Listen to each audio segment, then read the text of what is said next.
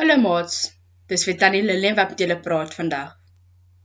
En vandag gaan ons bietjie verder kyk na die verhaal van Moses. Alle volke klap jou hande, juig tot eer van God. Verhef jou stem en roem sy naam in elke stad op aarde. Sing dan saam, loop en prys sy grote naam, want hy is eeuwige koning in die hemel en aarde. Sing dan saam, loop en prys sy grote naam, want die hemelkoning skenk ons sy genade. Onthou julle nog verlede week se verhaal? Toe God met Moses in die brandende bos gepraat het en hom teruggestuur het Egipte toe om daar die leier te wees van die Israeliete. Moses en sy broer Aaron het in Egipte aangekom en daar het hulle dadelik met die farao gaan praat om te probeer oorreed om God se volk, die Israeliete, te laat trek. Daar het Moses verskeie wonderwerke gedoen om die farao te probeer oortuig dat God die almagtige God is. En dat as hy vra dat iets gedoen moet word, jy gehoorsaam moet wees. Maar die farao was nie beïndruk nie. Daarna het God 10 plaae na Egipte toe gestuur. En na al hierdie plaae het die farao uiteindelik geweet dat God die almagtige is. En hy gee toe toestemming dat al die Israeliete mag trek. Almal van hulle begin toe al hulle goed bymekaar maak, pak die donkies en maak gereed vir die groot trektog na die land Kanaan toe. Terwyl hulle so trek, het God hulle elke dag gelei. In die dag was hy in die wolk gewees wat voor hulle uitgaan, en in die aand in 'n vuurkolom in die lug. Maar na 'n kort tydperk het farao van plan verander en het besluit dat hy eerder wil hê dat al die Israeliete moet terugkom Egipte toe, want wie gaan nou al die werk doen as al die slawe dan nou weg is? Maar God het vir Moses en sy Israeliete gesê dat hulle nie bekommerd hoef te wees nie. Sonder dat hulle hoef oorlog te maak, sal hy die soldate uitroei. Moses gaan staan toe voor die see en beveel die water om oop te maak. En daar laat God 'n pad oopgaan in die middel van die Rooi See deur. En al die Israeliete kon toe daardeur trek weg van die Egiptenare wat hulle jaag.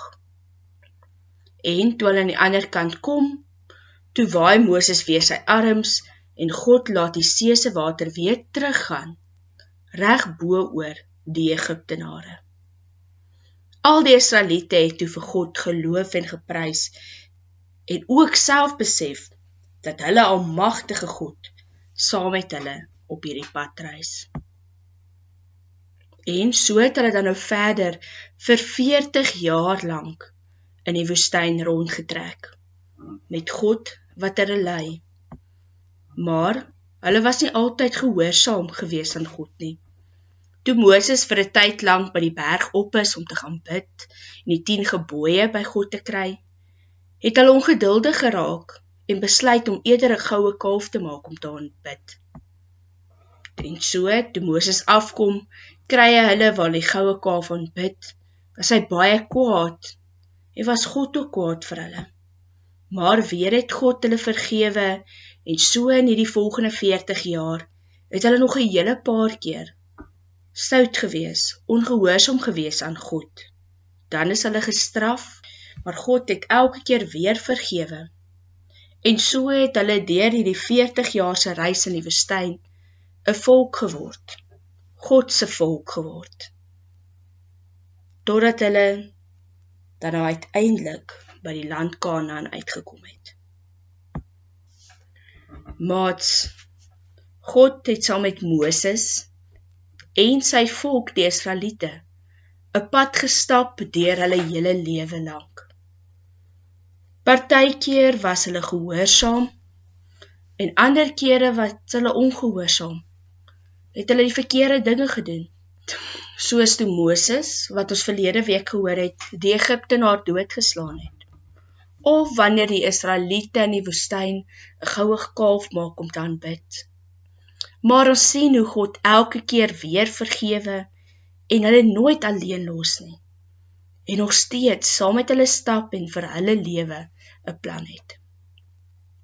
Net so wil God deel wees van ons hele lewe, elke liewe dag. Van dat jy 'n klein babietjie is, wanneer jy nog in jou ma se maag was, het God jou reeds geken. Het hy geweet hoe jou lewe gaan lyk, en was hy klaar vir jou lief, want hy het jou gemaak. En maak nie saak wat op jou lewenspad gebeur nie, maak nie saak wat se slegte goed gebeur nie, maak nie saak of jy partykeer dalk stout is nie. God dra jou, God stap saam met jou en God het jou elke dag nog steeds lief en vergewe jou elke liewe keer. Kom ons sluit ons oor, dan bid ons saam. Here Jesus, dankie dat ons weet dat U vir ons net so lief is soos wat U vir daai Israeliete was, dat U vir Moses was. Dankie dat ons kan weet dat U elke dag by ons is, dat U in ons hartjies bly en dat U vir ons lief is. Amen.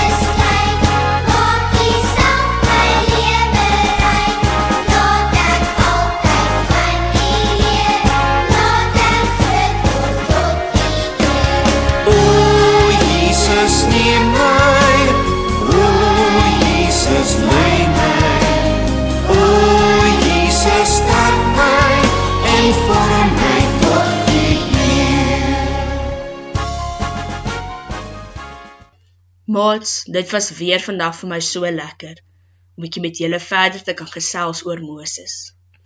Ek hoop dat julle elkeen 'n baie lekker dag sal hê. Tata!